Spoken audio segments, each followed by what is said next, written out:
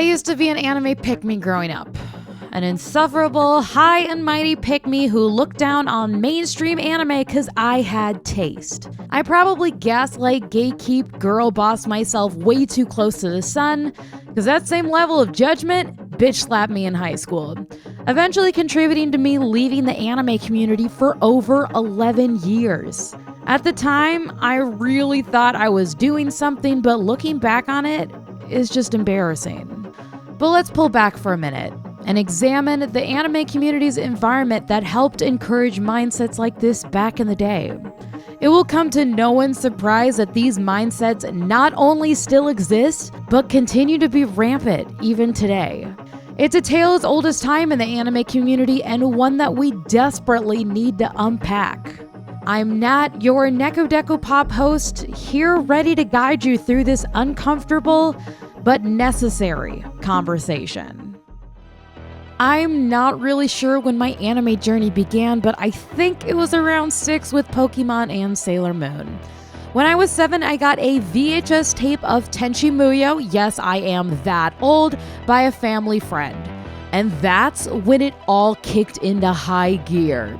Not only did Ryoko make me gay, she and that whole anime made me feel every kind of way and had me hooked. Around this time, my brother tried showing me Princess Mononoke, but that opening scene was equally, if not more traumatizing than him ripping the Pokemon VHS out of the VCR to play it in the first place. I refused to watch Princess Mononoke until my later teens because of that. When I was 9, I watched Spirited Away, and Jesus did that puppy blast past all of my conceived notions I had about anime up until then. I won't go into much detail here, but I did in this video, so if you want to watch that whole breakdown, watch this. In junior high, my best friend introduced me to the world of Toonami and Inuyasha, and I got obsessed, like hopelessly obsessed, like annoyed everyone around me by talking incessantly about Sesshomaru and how I would give up my entire world just to be ripped to shreds by him. Like, obsessed to the point that when I went to Japan for 10 days, my whole group made fun of me and my host family side-eyed me for renting the new Inuyasha movie and watching it despite, the lack of available English subtitles. This also led to my fanfiction era. So shout out to all the other degenerates on Quizilla writing the most depraved smut that would give Wattpad a run for her money. Junior high was also around the time that I got introduced to my all-time favorite anime, Fooly Cooly, which to this day still retains that title. I wanted to get more into Toonami shows, but I didn't have cable, and after my bestie unceremoniously dropped me after finding out I was gay, I lost my Toonami Connect. I tried watching anime on my own, but streaming wasn't a thing, and when you went to rent out anime, they would only ever have volumes 1, 8, and 16. I literally didn't finish the original Trigun until a few years ago. I picked up snippets of shows here and there, but dived into manga instead because at least with that, I could read it all in chronological order. Then high school came and they had an anime club. I was so excited to join and went to my first and last ever meeting where they were rude, condescending, and pretty much told me that my taste was trash. Isolated from all the people and places that encouraged me to watch anime, I started drifting further and further away. The final nail in the coffin happened when my cosplaying girlfriend in high school broke up with me so that they would quote unquote have more time to go to anime conventions. I had had my heart broken too many times and said "F it" and turned away from anime. I randomly came back for like a semester in college because a bestie wanted to watch Soul Eater, but other than that, I walked completely away from the anime community for nearly 11 years, not returning until 2020. That fortuitous night was sponsored by substances that encouraged me to watch something trippy, so I watched Fooly Cooly, and then Paprika, and then it hit me. Anime made me happy, like little kid pre-depression happy.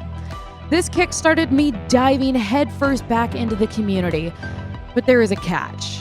I overcorrected and watched an obscene amount of anime, not because of anything people were actually saying to me, but in fear that if I didn't catch up, people online would call me a poser or say that I didn't know what I was talking about or tell me that my taste was trash. And then it hit me. I had internalized all of the awful gatekeeping behavior that people had treated me with and was now repeating the cycle, but with myself. It then hit me even harder that not only was I treated horribly by toxic people in the community back in the day, but I also treated others with that same toxicity. I realized the cycle of abuse that I not only endured but perpetuated, and came to a devastating realization. I was an anime pick-me. So how did we get here? I think we can all agree, no matter what generation of anime you entered into, the anime community is toxic and water is wet, no shit. These mentalities of elitism, gatekeeping, and disdain for the mainstream are older than even the sub versus dub argument. My take on that, by the way, is just watch anime how you like to watch it, and don't be a judgmental weirdo to others about how they consume anime. And as someone who has been present through multiple decades of anime, I've seen this evolve into what it is today. I still see that same kind of remarks, but in comment sections now, demeaning others to prove their own superiority. And although it has gotten better, it's still an absolute shit show, especially for women, femme-presenting people, and POCs. So how do we change? How do we make the community better? Well, I think it first needs to start by looking inward and reflecting on our own behavior towards others and ourselves. I used to think that I was better than the gatekeeping asshats who made me feel like shit back in the day, but was I? Looking back on it, I scoffed at the mainstream anime. I never got into Naruto because those fans and their stupid Naruto run made us anime kids who already had a terrible rap back in the early 2000s look even worse. No, you know what? I'm holding on to that one. I can have growth and self-realization and all that jazz, but I stand by my pettiness about this anime and this anime alone. Moving on. I didn't get into Death Note because it was too mainstream. I ignored my friends' pleas and rolled my eyes at them gushing over Full Metal Alchemist. And even Ouran High School Host Club, I pulled the ultimate hipster pick-me card and berated my friends for picking Ouran High School Host Club over Hanakimi, which I was convinced was better. Now, I can already hear all of y'all screaming over whatever you're watching on this. How could I sleep on all of those amazing anime? And I know, why do you think I made this video? When I got back into anime and actually watched all of these anime, minus Naruto, I was devastated and ashamed that not only had it taken me so long to watch them, but that I treated my friends and acquaintances like that for liking mainstream anime. Why was I so elitist? Why was I gatekeeping so hard? And what did I internalize from the anime community growing up that made me this way? It is important to note that the anime community was a lot different back in the 2000s. It was ridiculously niche, and because of that, people were very protective of their favorites, which resulted in a lot of people lashing out. Although we were a smaller and more fractured community, the sheer amount of gatekeeping was next level. At least in the communities that I was in, banding together was necessary to protect the pack. But add being a teenager who wanted to stand out, and you start to be seen as an outsider, or you start to think that you're an outsider. Other than the asshats in my anime club, none of my actual anime friends were rude to me about my anime choices. So it was 100% me just projecting my own fears on how I thought they would judge me. I tried to set myself apart, be original, and I'm assuming going off of how I'd seen others react, I unconsciously imitated their attitude and started to gatekeep. I felt like I needed to maintain a level of taste, as I like to call it, but looking back on it, I can now see it for the superiority complex that it was. Trying to prove that I had elite taste to the community is what made me a pick-me. Because putting others down just to prop yourself up as a cool girl who's not like other girls because I like Fooly Cooley or Orin High School Host Club is the definition of a pick-me. The ironic part of all of this is that if I'd just given in and watched the mainstream anime that my friends kept recommending to me, I could have become even more part of the pack. I could have had anime hangout nights. I could have connected in ways that would have made my high school years a lot more bearable and a lot less isolating. When I got back into anime, I was really scared to talk about it online because over the course of my anime journey growing up and the time that I took off, the amount of anime I'd actually watched was pretty low.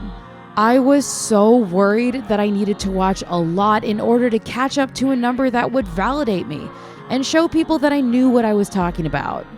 It was that same fear that fueled my isolation during my teenage years. That same pick-me attitude that I needed to be fluent in anime knowledge so that others would take me seriously. But instead of literal people telling me that my taste was trash and that I was a poser, it was me fueling that fear from under me. I wanted to make recommendation and review content, but could I do that if I'd only seen 30 anime?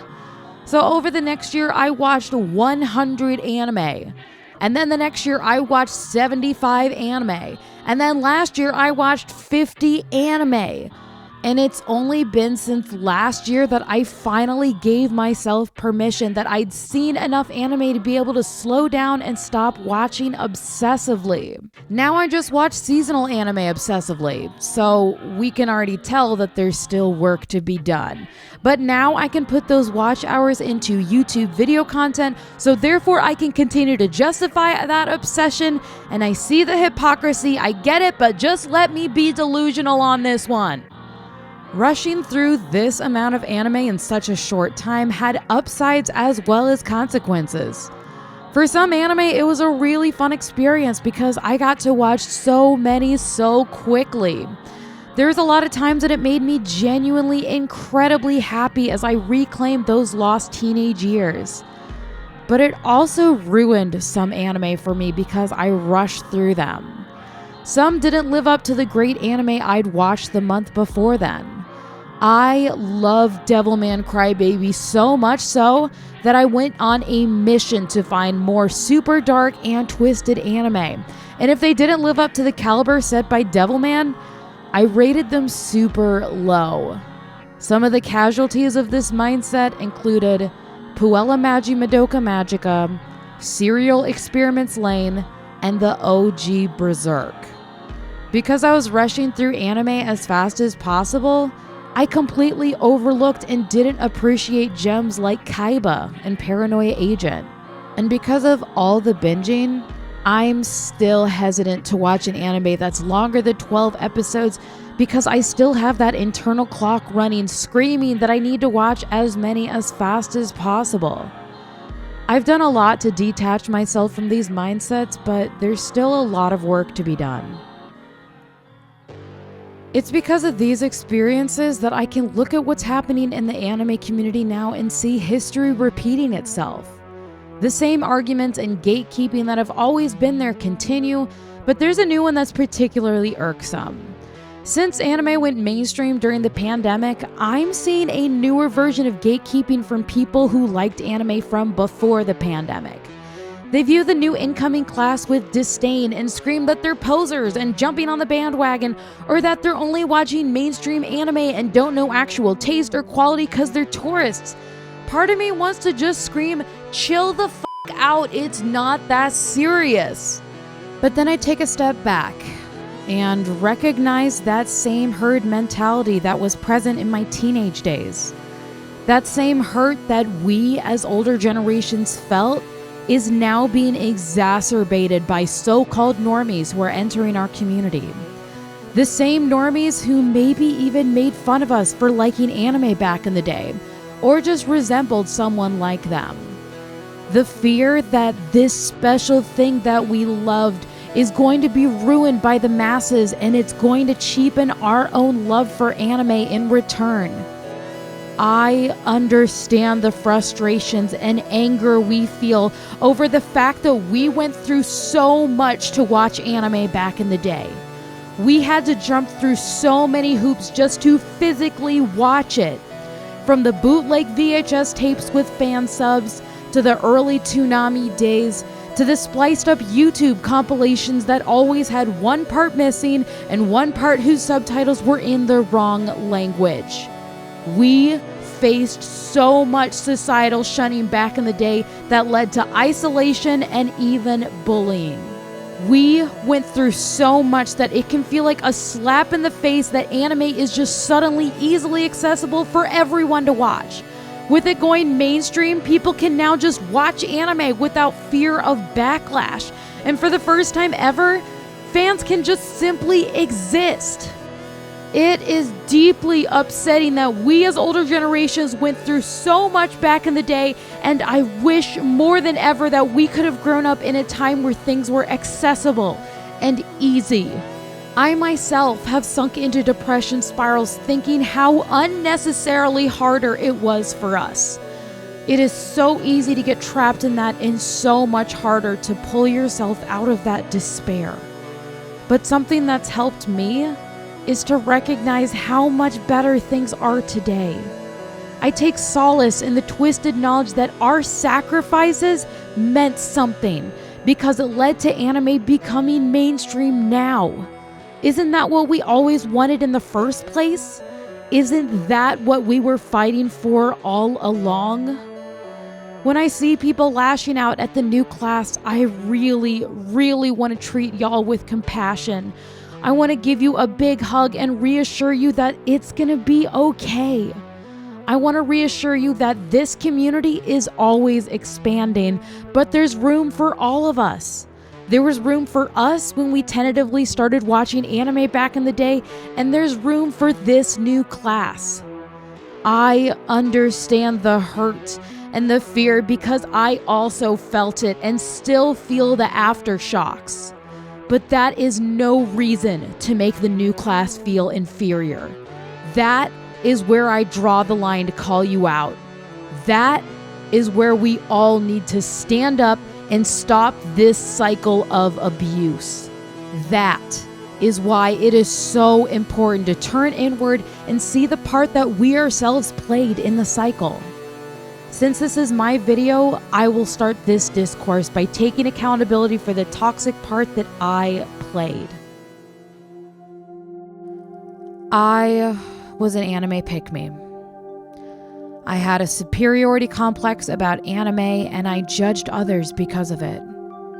I made my friends feel bad about watching mainstream anime. I made myself feel bad, and even bullied myself into consuming over 200 anime in 3 years so I could catch up and feel valid. But I recognize these toxic actions, and I will continue to work on challenging these mindsets when they arise. I will try to be kind to myself when these slip-ups happen, because healing is not a linear journey, and we're all going to deal with slip-ups and regression. There's still a lot of work to do, and much more than I've now discovered by doing this video. I'm trying my best to move forward and be better. I encourage all of you to do as well, but this is your journey, so do so on your timeline when the time is right. We can all come together to encourage each other to be better. We can all work to make this community accepting and respectful, because we're all here for the same reason, and it's to watch weird, beautiful, horrifying, and wonderful anime.